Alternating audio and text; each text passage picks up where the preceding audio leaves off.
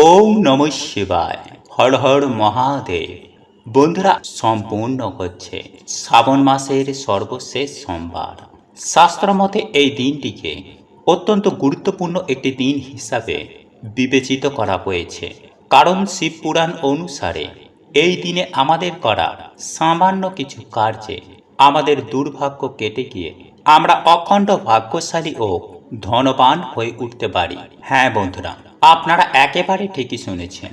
তাই শিব পুরাণে দেবাদিদেব মহাদেব মাতা পার্বতীকে বলেছিলেন, যদি কোনো শিব ভক্ত শ্রাবণ মাসের শেষ সোমবার দিন বাবার নাম স্মরণ করে এই জিনিসটি একটু হলেও খাদ্য হিসাবে গ্রহণ করবে, সেই ব্যক্তির জীবনে কখনো দারিদ্রতা আসবে না, রোগ ব্যাধিতে ভুগবে না। সেই সঙ্গে সঙ্গে এই দিন যদি কোনো ভক্ত সিঁদুরে সামান্য এই জিনিসটি মিশিয়ে দিতে পারে, সেই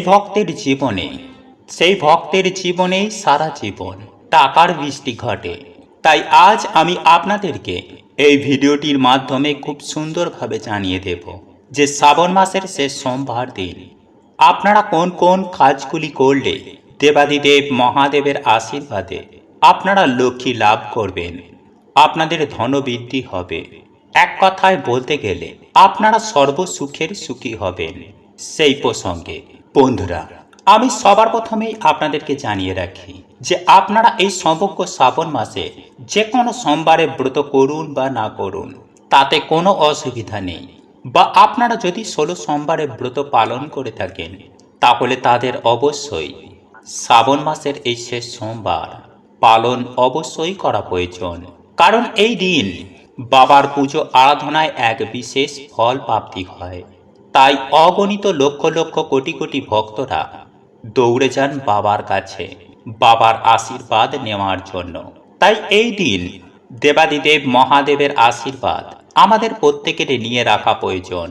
বন্ধুরা, শিব পুরাণে উল্লেখ করা হয়েছে যে যদি কোনো ব্যক্তি শ্রাবণের কোনো সোমবার যদি পালন করতে নাও পারেন, তাহলে কেবলমাত্র শ্রাবণ মাসের শেষ সোমবার দিন যদি পালন করতে সক্ষম হন, তাহলে তাতেও ভগবান শিবের কৃপায় তার নিশ্চিত রূপেই লক্ষ্মী লাভ হয় এবং মনোবাসনা পূর্ণ হয়। তবে শ্রাবণের এই শেষ সোমবার দিন শিবলিঙ্গে এই একটি জিনিস অবশ্যই অর্পণ করতে হয়। তাই এই প্রসঙ্গে বিস্তারিত জানার আগে আপনাদের বলে রাখি, আপনি যদি আমাদের এই চ্যানেলে নতুন হয়ে থাকেন, তাহলে চ্যানেলটি অবশ্যই সাবস্ক্রাইব করুন এবং পাশে থাকা নোটিফিকেশন বেল আইকনটি ক্লিক করুন। কারণ আমি বিভিন্ন প্রকার তন্ত্র মন্ত্র বশীকরণ, টোটকা, বাস্তু টিপস, জ্যোতিষশাস্ত্র, পুজো আরাধনা এবং ব্ল্যাক ম্যাজিক করা নিয়ে নিত্য নতুন ভিডিও আপলোড করে থাকি, যা প্রয়োগ করার মাধ্যমে আপনার জীবনে থাকা সকল প্রকার সমস্যার সমাধান হয়ে যাবে। চলুন এইবার মূল আলোচনায় প্রবেশ করা যাক।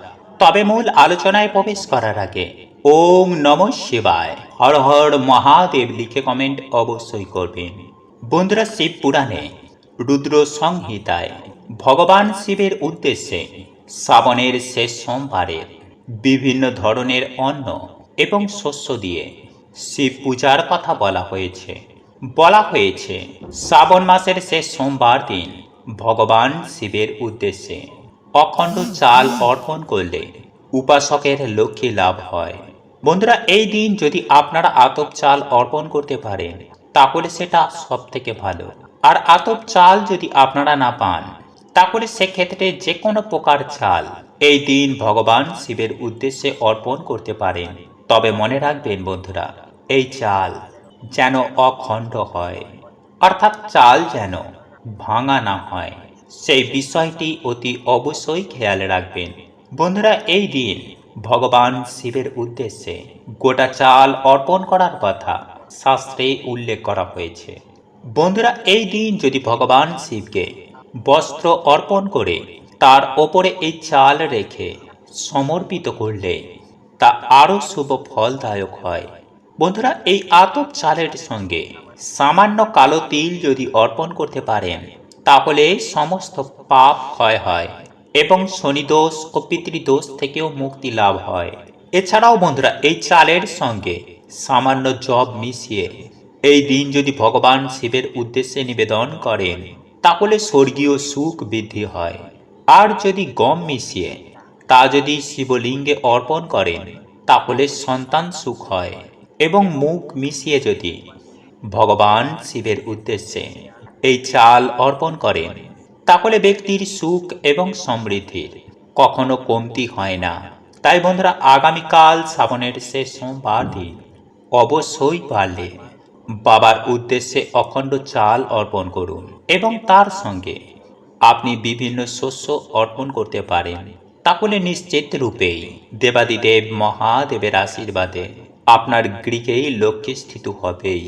বন্ধুরা, ভগবান শিবের উদ্দেশ্যে এই চাল নিবেদন করার সঙ্গে সঙ্গে অসহায় মানুষের উদ্দেশ্যেও এই দিন কিছু না কিছু দান করুন। সম্ভব হলে তাদেরকে আপনারা ভোজন করান এবং আগামীকাল শ্রাবণের শেষ সোমবার দিনের পরপর 7 দিন ভগবান শিবের উদ্দেশ্যে শিবলিঙ্গে 5টি অখণ্ড চাল নিবেদন করবেন। বন্ধুরা, শিব পুরাণ অনুযায়ী এই বিষয়টি কিন্তু অবশ্যই করা প্রয়োজন। তবেই লক্ষ্মী লাভ হবার সঙ্গে সঙ্গে মা লক্ষ্মী গৃহে অচলা হয়ে বাড়িতে বিরাজ করবেন।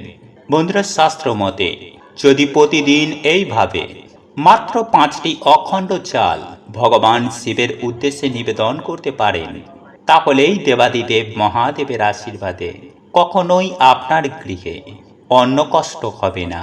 যাই হোক বন্ধুরা, এইবার আমি আপনাদেরকে জানিয়ে রাখব যে আগামীকাল শ্রাবণ মাসের শেষ সোমবার দিন ভগবান শিবের কিভাবে পূজা করবেন। বন্ধুরা, আপনারা নিশ্চয়ই জানেন যে ভগবান শিবের অপর নাম আশুতোষ, মানে যিনি অল্পেই সন্তুষ্ট হন তিনি ভোলানাথ। তাই সকলেই তাকে খুব সহজেই সন্তুষ্ট করতে পারে। আড়ম্বর তথা লোক দেখানো নয়, দেবাদিদেব মহাদেবকে সন্তুষ্ট করতে গেলে যে বিষয়টি সব থেকে বেশি প্রয়োজন সেটি হলো আপনার নিষ্ঠা, ভক্তি এবং বিশ্বাস। এই 3টি বিষয় আপনার মধ্যে না থাকলে বাবার পুজো করে কোনো লাভ নেই। তাই যদি এই 3টি বিষয় যদি আপনার মনের মধ্যে আনতে পারেন তবেই এই দিন বাবা ভোলানাথের পূজা যথা বিধি বিধান মেনে সম্পূর্ণ করুন। তাহলে নিশ্চিত রূপেই আপনি যে উদ্দেশ্য নিয়ে বাবার পুজো করছেন সেই উদ্দেশ্যে আপনি সফল হবেনই হবেন। বন্ধুরা, আমি সবার প্রথমে আপনাদেরকে জানিয়ে রাখি যে বাবার এই পূজা যে কেউ করতে পারেন এবং এই পূজা খুবই সহজ সরল। বন্ধুরা, শ্রাবণ সোমবারের এই পূজা আপনি যেমন বাবার যে কোনো মন্দিরে গিয়ে করতে পারেন ঠিক তেমনই আপনি এই পূজা আপনি আপনার নিজের গৃহে বসেও করতে পারেন। তবে এই পূজা সম্পূর্ণ করার জন্য আপনার গৃহেতে একটি শিবলিঙ্গ থাকা আবশ্যক।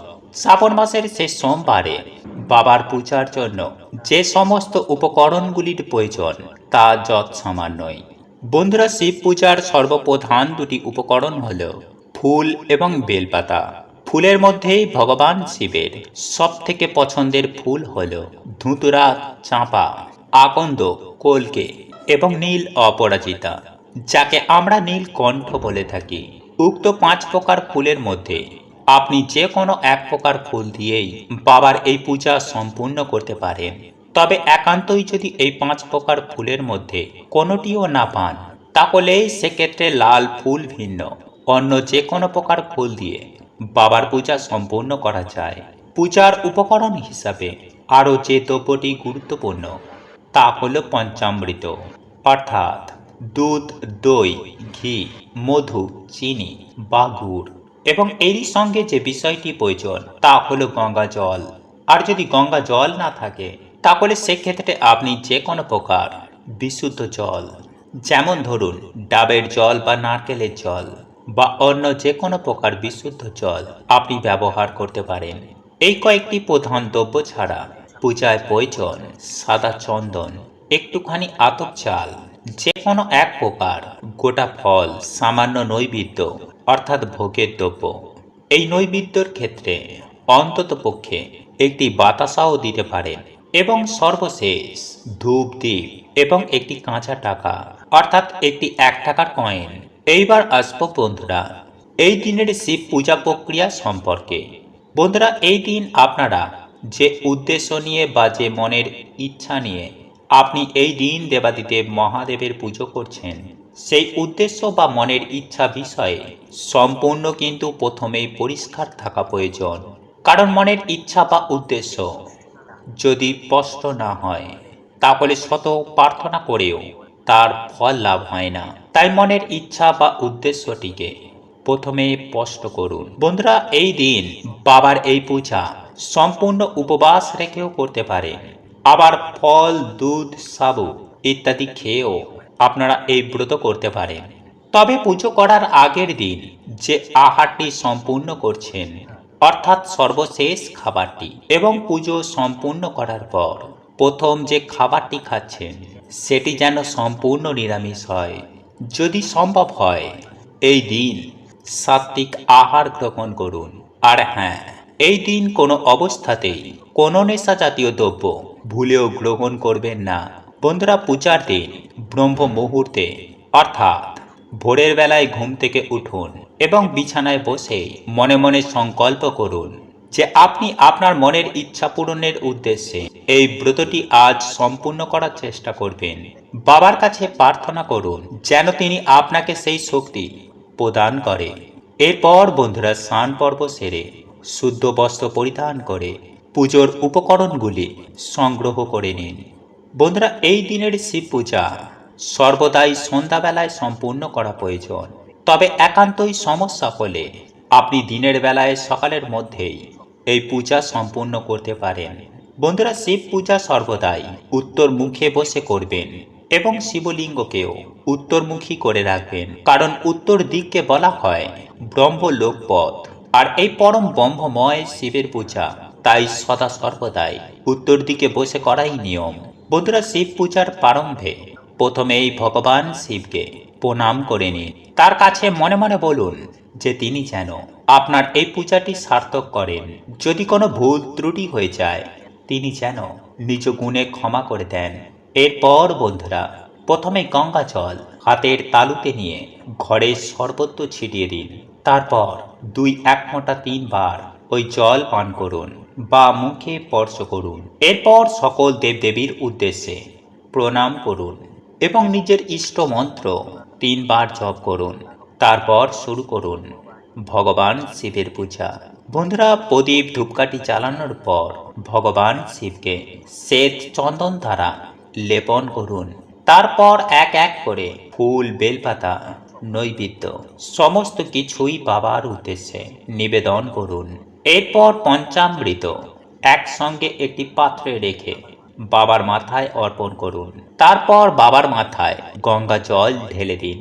এরপর ধূপ ও প্রদীপ বাবার উদ্দেশ্যে দেখান। এই সমস্ত প্রক্রিয়া করার সময় বাবার একটি মন্ত্র উচ্চারণ করুন, আর সেটি হল ওং নমঃ শিবায়, ওং নমঃ শিবায়, ওং নমঃ শিবায়। বাবার উদ্দেশ্যে এই মন্ত্র যখন আপনারা জপ করবেন তখন হাতের মধ্যে নিখুঁত অক্ষত 3টি লবঙ্গ নিয়ে এই মন্ত্রটি জপ করবেন। বাবার উদ্দেশ্যে এই মন্ত্র জপ করার পর হাতে থাকা লবঙ্গ আপনারা শিবলিঙ্গে অর্পণ করুন। এই সমস্ত কিছু অর্পণ করার পর শিবলিঙ্গের সামনে কিছুক্ষণ ধ্যান মুদ্রায় বসুন এবং গুনে গুনে 108 বার ওং নমঃ শিবায় এই মন্ত্রটি উচ্চারণ করুন। এক্ষেত্রে আপনি রুদ্রাক্ষের মালাও ব্যবহার করতে পারেন। যদি রুদ্রাক্ষের মালা আপনাদের কাছে না থাকে তাহলে সেক্ষেত্রে হাতের করে গুনেও আপনি এই প্রক্রিয়াটি করতে পারেন। এরপর বন্ধুরা, যদি আপনারা কোনো কঠিন রোগ থেকে মুক্তি পেতে চান অথবা জীবনে প্রবল সমস্যা থেকে মুক্তি পেতে চান তাহলে ভগবান শিবের মহামৃত্যুঞ্জয় মন্ত্রটি জপ করুন এবং মনে মনে বাবার উদ্দেশ্যে আপনার সমস্যার কথা জানান। আপনার যে মনের ইচ্ছাটি যার জন্য আপনি আজ বাবার পূজায় নিয়োজিত হয়েছেন সেই মনের ইচ্ছাটি বাবার কাছে স্পষ্টভাবে ব্যক্ত করুন। দেবাদিদেব মহাদেবের কাছে ব্যক্ত করুন নির্দিষ্ট সময়ের মধ্যেই তিনি যেন আপনার মনের ইচ্ছাটি পূরণ করে দেন। আপনার মধ্যে সেই শক্তি, সেই যোগ্যতা তিনি যেন প্রদান করেন যাতে আপনি আপনার মনের ইচ্ছাটি খুব দ্রুততার সঙ্গে পূরণ করতে সক্ষম হন। এছাড়াও বন্ধুরা, এই দিন রাত্রিকালে শোবার আগে আপনারা হাতে যে 3টি লবঙ্গ নিয়ে বাবার মন্ত্র পাঠ করে শিবলিঙ্গে রেখেছিলেন। বাবার মন্ত্র পাঠ করে শিবলিঙ্গে অর্পণ করেছিলেন। সেই 3টি লবঙ্গ আপনারা তুলে নেবেন এবং ওই 3টি লবঙ্গ নিয়ে সিঁদুরের মধ্যে মিশিয়ে দিন এবং সেই সিঁদুর নারী পুরুষ উভয়ই তিলক আকারে ব্যবহার করুন। দেখবেন বাবার আশীর্বাদ সদা সর্বদাই আপনাদের সঙ্গে সাথে থাকবে, সেই সঙ্গে অর্থ আসবে হু হু করে। এছাড়াও বন্ধুরা, মহাদেব হচ্ছেন দেবাদিদেব, মানে দেবতাদেরও যিনি দেব। তাই ভগবান শিবের কৃপা ছাড়া কিন্তু কোনো দেবতারাও আপনাদেরকে আশীর্বাদ প্রদান করবেন না। তাই এই মহা সোমবারে আপনারা বাবার পুজো ভক্তি ভরে দিন। বিল্বপত্র আপনারা অবশ্যই দিন। পারলে আমি যে সকল ফুলগুলির কথা উল্লেখ করেছি এই সকল ফুল অবশ্যই বাবাকে নিবেদন করবেন এবং উত্তর দিকে মুখ করে আপনারা এই দিন বাবার পুজো অর্চনা দেবেন এবং এই দিনে উত্তর বা পূর্ব দিকে আপনারা একটি ঘিয়ের প্রদীপ জ্বালিয়ে ওম নমঃ শিবায় মন্ত্র জপ করে আপনারা বারবার বাবাকে বলবেন, বাবা তোমার কৃপা আমাদের ওপর সদয় বজায় রেখো। আমার জীবন থেকে সকল দুঃখ কষ্ট দারিদ্রতা রোগ ব্যাধি তুমি হরণ করে নাও। তোমার এই অধম সন্তানকে তুমি অর্থ মান সম্পত্তি সবকিছু প্রদান করো। আমার যত পাপ আছে বাবা তুমি আমায় ক্ষমা করো।